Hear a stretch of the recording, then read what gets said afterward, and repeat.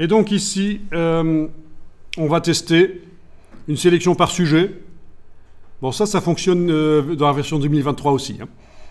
Donc vous avez soit le menu sélection sujet, soit, et c'est surtout pratique quand on a plusieurs sujets, vous avez à cet endroit-ci l'outil de sélection d'objets. Ça c'est pratique quand on en a plusieurs. Donc sélection sujet, c'est quand on n'en a qu'un seul, ça peut marcher, mais quand on en a plusieurs, cet outil-ci sera mieux. Alors ici on n'a qu'un seul sujet, mais je vais malgré tout tenter d'utiliser l'outil. Donc je survole la bestiole, il a reconnu apparemment, sans problème. C'est pas si évident que ça, pour lui. Je veux dire, parce que le bout de la patte, là, qui ressemble à un petit moignon qui sort, c'est pas évident qu'il ait reconnu que ça fait partie du chien, mais là, apparemment, oui.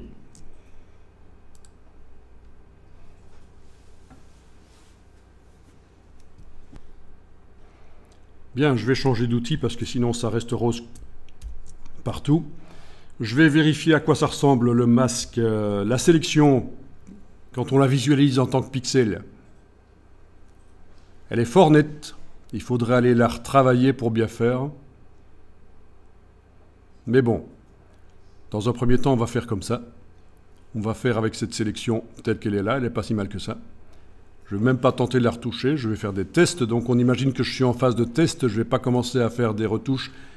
Je suis en train de voir si le chien ici pour donner un bon motif. Donc j'ai désactivé le Quick Mask, j'ai la sélection en pointillé. Et alors on va activer le masque sur le calque. Et voilà. Bien. Oui, alors je sais, il y a des herbes là qui repassent devant. On va faire avec dans un premier temps. Avec l'outil de sélection rectangulaire et donc 0 pixel de contour progressif, je vais entourer ce qui est intéressant ici. Et édition, utilisé comme motif, il ne veut pas. Pourquoi? Pourquoi il ne veut pas? Exactement. Vous voyez, c'est vicieux Photoshop, hein. Il n'arrête pas de vous tendre des pièges. Donc, on active la partie gauche qui contient les pixels, édition utilisée comme motif, ou le signe plus d'ailleurs, dans le bas de la palette des motifs. Voilà. Et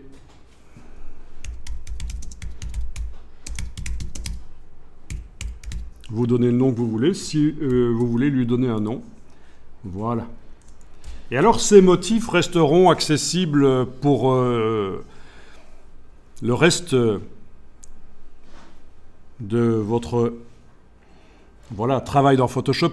Je veux dire, toutes les images suivantes que vous allez faire, les motifs seront accessibles. C'est pour ça que chez moi, il y en a qui sont accessibles ici, qui ont été faits précédemment. Voilà. Tout ça, c'est des motifs qui ont été faits précédemment.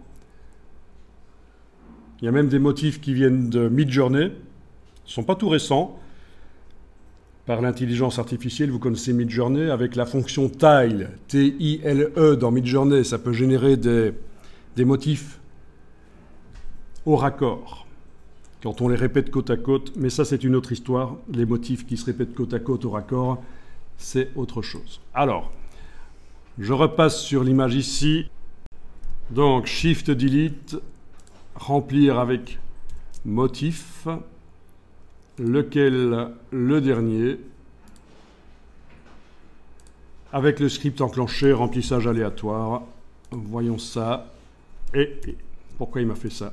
Il n'était pas enclenché. Bizarre.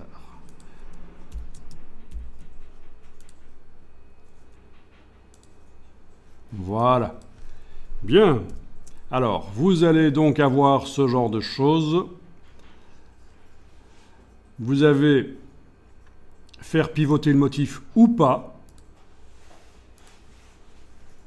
Si vous faites un motif avec des arbres, évidemment, ça peut être sympa de ne pas les pivoter.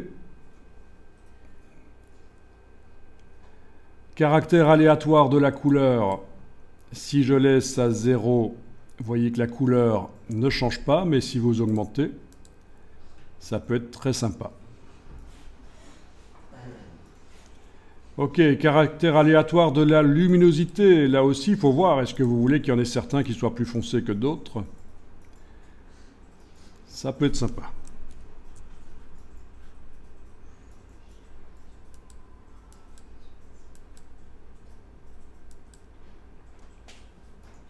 Ok, alors vous avez l'étendue de la mise à échelle. Tiens, si je mets 1 là, touche tabulation, et 1 ici. Ah, il m'en fait quand même à différentes dimensions. Ouais. Voilà, va falloir jouer avec ça et regarder ce que ça donne. À quel point il y en a des petits et des gros, quoi.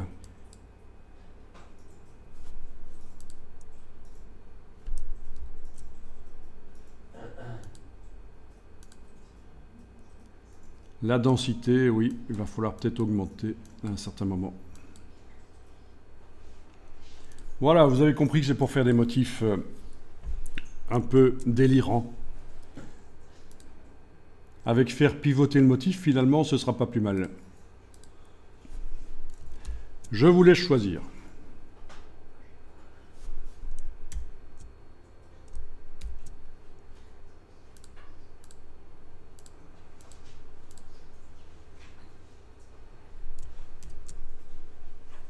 Ça commence à ressembler à une peinture telle qu'on les voit dans certains musées, tellement il y a des peintures comme ça, tellement il y a du détail.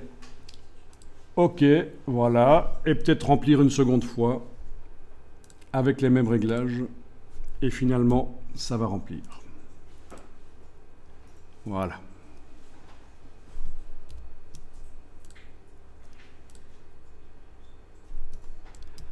Voilà, si un remplissage n'a pas donné de bon résultat, vous faites CTRL Z, commande Z. Voilà, voilà.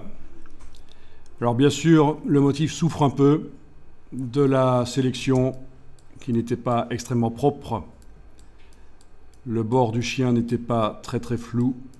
On peut essayer de remédier à ça, ça peut faire partie des choses qu'on peut tenter là. Donc on revient sur l'image du chien d'origine, donc contrôle tabulation.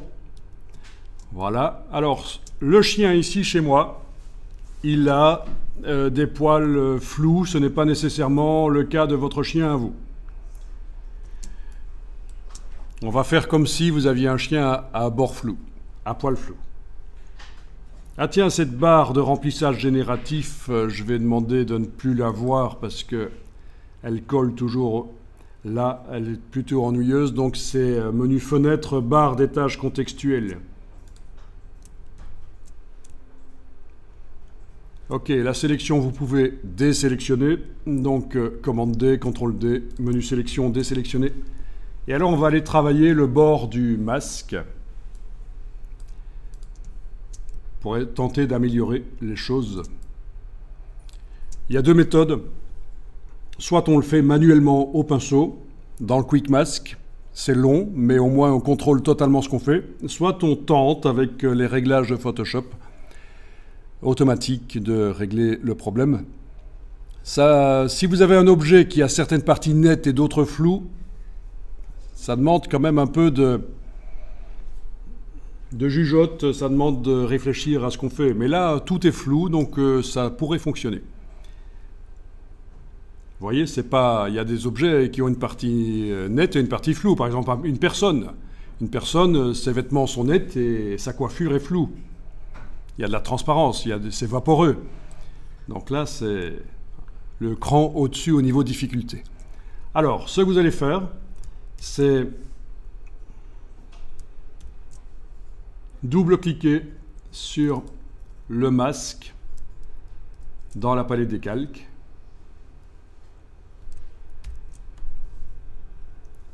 Et on va aller dans sélectionner et masquer. Donc c'est une grande boîte qui s'ouvre. Là, vous avez trouvé? Sinon, il aurait fallu, et là j'ai annulé, il aurait fallu y aller autrement en ayant le masque encadré. Menu sélection, sélectionner et masquer, ça marche aussi. Oui, parce que là, Photoshop vous a posé une question parce qu'il ne savait pas trop ce que vous vouliez faire quand vous avez double-cliqué sur le masque. Mais donc voilà, sélectionner et masquer. Alors, la transparence, le curseur transparence, moi je vous propose de le mettre à 100%. Comme ça, le décor disparaît complètement. On n'a pas besoin de le voir par transparence. Le rayon, c'est le flou. Est-ce que vous avez ça qui est enclenché? Je veux dire déployer, détection des contours. Voilà, vous pouvez augmenter le rayon et vous voyez que ça met du flou sur le bord.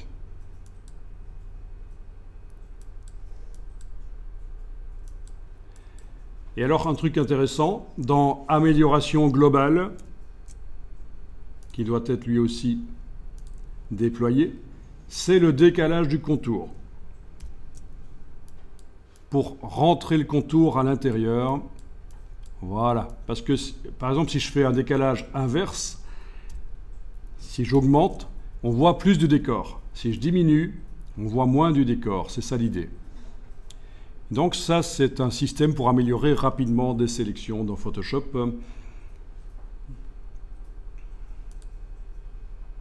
Alors, est-ce que rayon dynamique va améliorer les choses ici? Non, pas nécessairement. Vraiment, il faut faire des tests. C'est un peu empirique parfois. C'est parfois un peu empirique, c'est-à-dire c'est de l'essai et erreur. Quoi qu'il en soit, ça devrait améliorer quand même les choses. Vous cliquez sur OK. Et voilà, votre masque a été modifié. Si vous faites Alt-clic sur le masque de fusion, vous voyez, c'est pas mal quand même.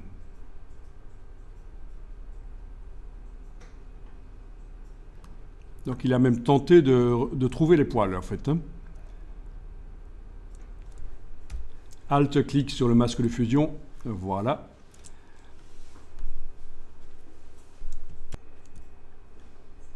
Est-ce que vous avez des reflets en couleur sur votre animal?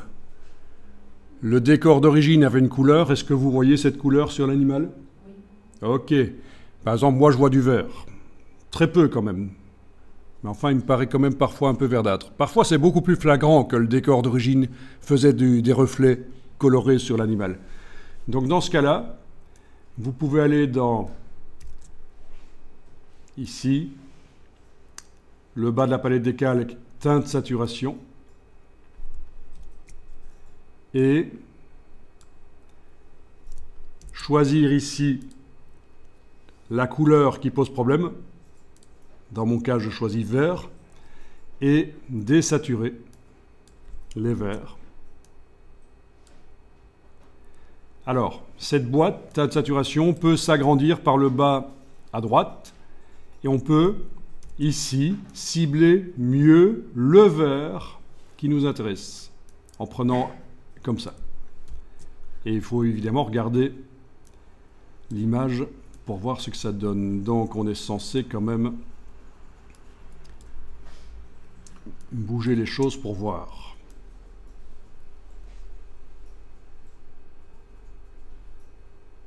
Excusez-moi, j'ai foiré. C'est sur le curseur teinte qu'il faut... Le curseur saturation, oui. Sur le curseur saturation, vous baissez la saturation, c'est ce que j'avais dit en plus. Et j'ai baissé la teinte, idiot. Voilà.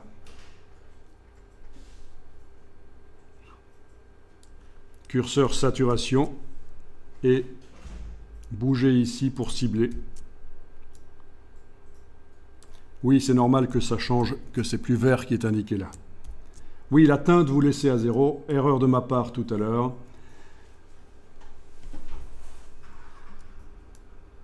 C'est bien la saturation qu'on modifie. Alors, si on enlève l'œil en face du réglage et qu'on le remet, on va peut-être voir qu'en effet, on a réglé des problèmes. Bon, c'est très rapide de tester pour voir ce que ça donne avec le chien là. On sélectionne avec l'outil de sélection rectangulaire avec un contour progressif de 0. On fait un nouveau motif. Là, j'ai même pas pris la peine de le renommer. Et on va tester sur une autre image. Alors, en tant qu'autre image, on pourrait prendre une image avec plus de pixels, parce qu'on est limité quand même avec une image de 2000 sur 3000. Il n'est pas interdit de faire fichier nouveau et directement, sans passer par les formats pré-réglés ici, d'aller indiquer en pixels une certaine dimension du genre 4000 sur 4000. Voilà. La résolution n'a pas d'importance, mais ce qui compte, c'est que je vais avoir 16 millions de pixels là. Donc faites bien attention, si vous avez indiqué centimètres à la place de pixels et que vous avez fait 4000 sur 4000, ça va vous faire une image monstrueuse qui fait plusieurs gigas. Donc ça va être foireux. Alors, créer, voilà. Et ici, je vais tester.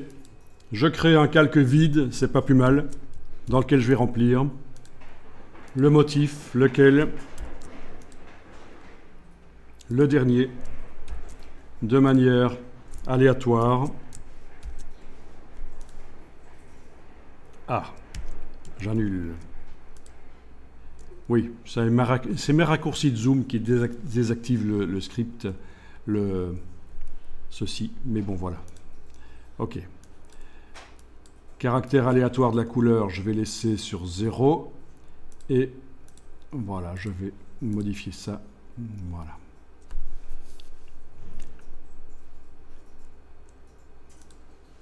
On a juste un problème, c'est que on ne peut pas dire, quand on fait ça, quand on désactive faire pivoter le motif, on ne peut pas dire que ceux du bas sont devant ceux d'en dessous.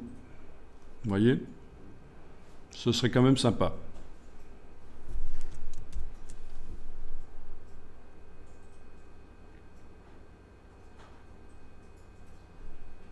OK, voilà.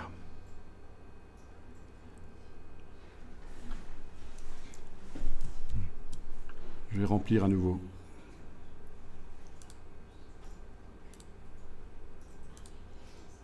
Voilà.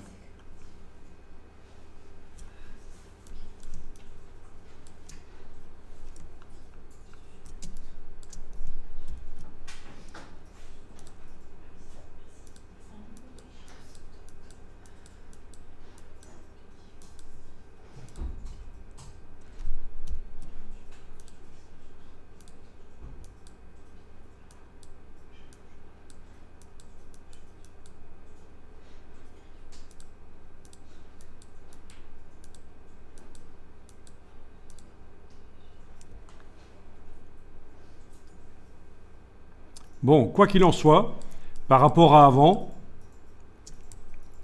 on a ici des chiens à bord flou, et donc ça passe déjà un peu mieux point de vue résultat.